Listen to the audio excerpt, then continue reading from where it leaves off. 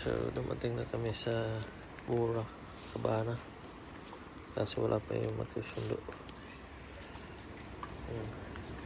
Pinakamatagal na 1 minute. Opo. Yan, dumating na sila. Okay. Sige po. Makapasok to? Sige po.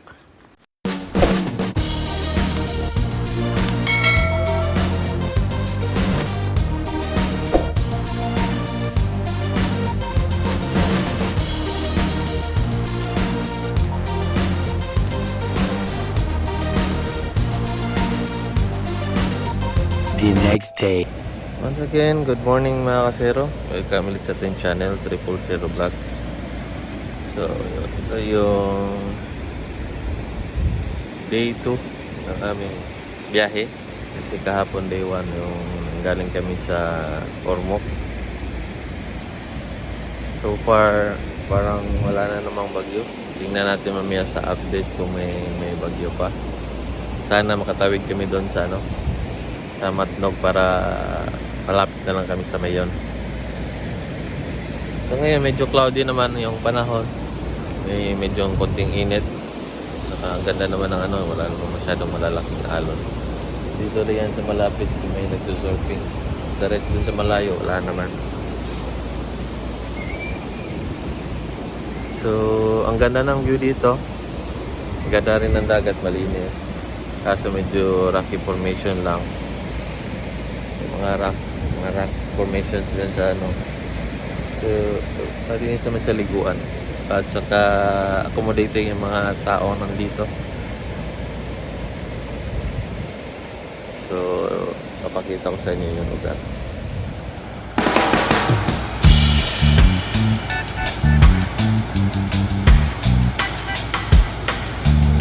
Thank you.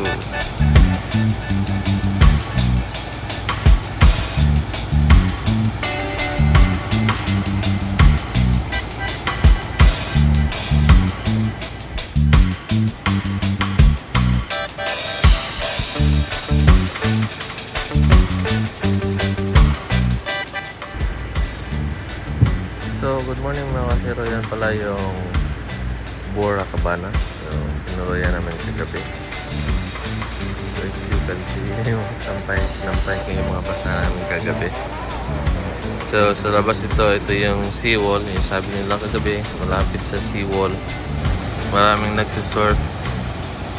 Yan may naglalakad punta ron.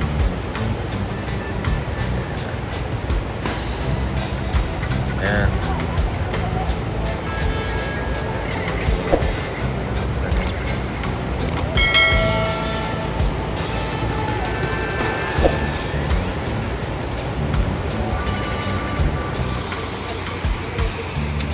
So, ito yung itsura ng umaga. Good morning.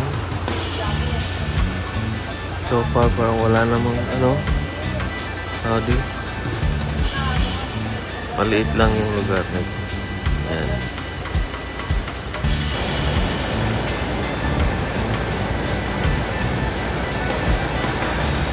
Yan, yung nasa likod. Nakatay na. Pagkain na.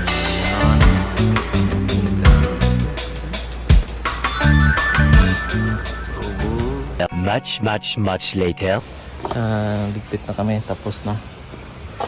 Yan, tapos magbabaka sakali kami makatawid ng Matnog. Sabi ni ate sa husband niya, pwede na daw. So kita tayo dun sa sa barko. Ngayon is time check 7, hindi pala 7, 12:35. Tingnan natin kasi may biyahe daw alas 2. Okay, kita-kits, bye-bye. So, update.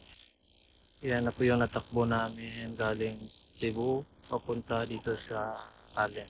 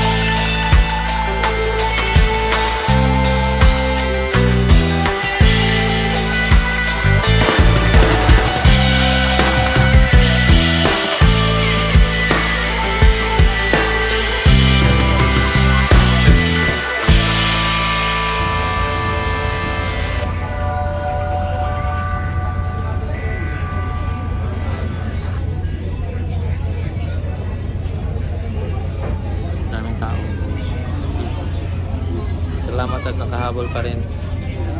Anong ferry to? Hindi ko nabasa. Marina.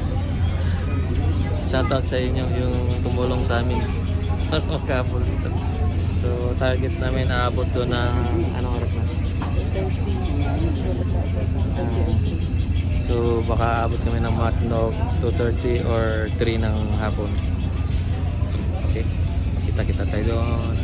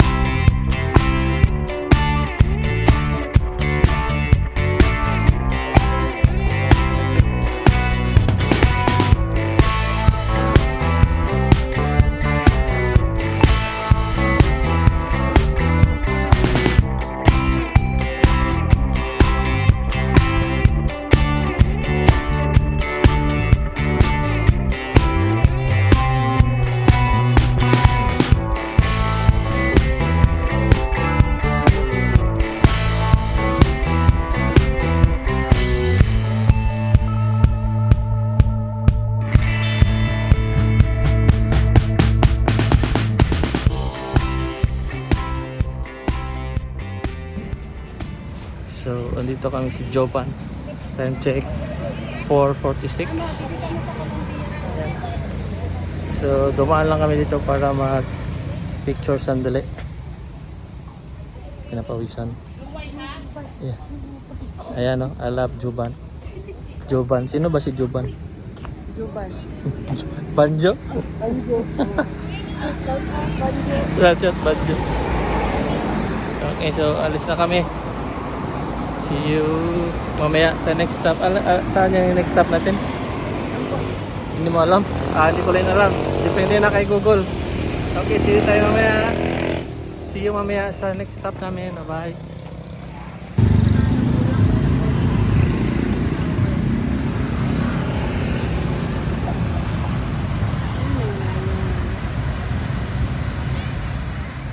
So ayan mga kasero, time check, andito na kami sa Sorsogon City. Andyan, sa likod ko, andyan yung Sorsogon Sports Arena.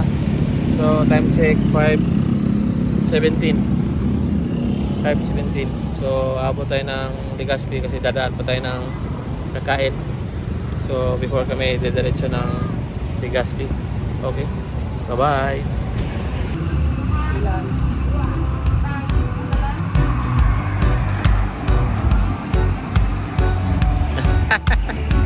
Gutom na.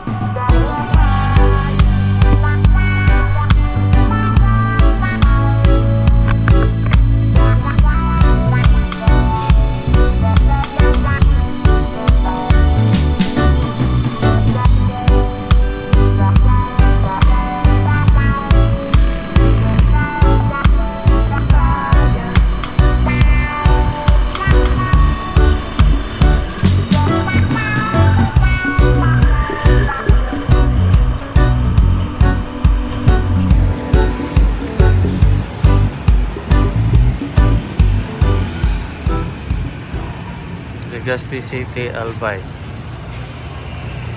Legazpi City, ayan. Legazpi City, Albay. Ayan, so magandang kami mga kasero. Welcome ulit sa ating channel. Ayan. So, dito na kami sa Legazpi City, Albay. Ayan, nasa likod ko. PPI. Pero hindi namin nadaanan yung may malaking signage na kung saan sila nagdidikit ng sticker kasi nag-shortcut kami. So, hanapin ko na lang yan next day para makapag-ticket din ulit. Para makapag-ticket din kami. So, minto lang kami dito sa BPI para mag-withdraw si Lovely ng pera sa ATM. Ayan. And so, next stop is doon na sa tutuluyan namin. Saan ba yan? So, 1 minute na lang at 1 minute dito sa Google Map. Narating na kami doon sa tutuluyan naming Rise RR Residences. Ayan. Okay, so kita-kita tayo doon.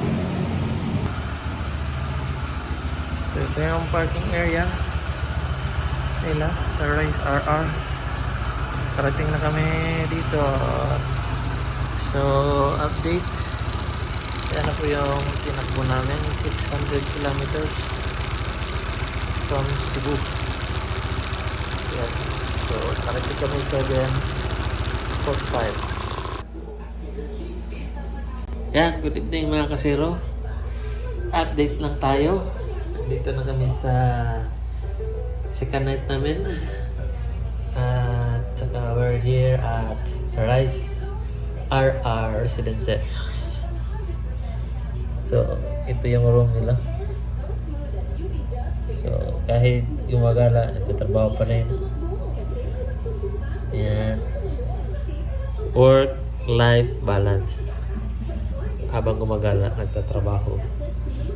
So, maganda yung room nila dito, malaki.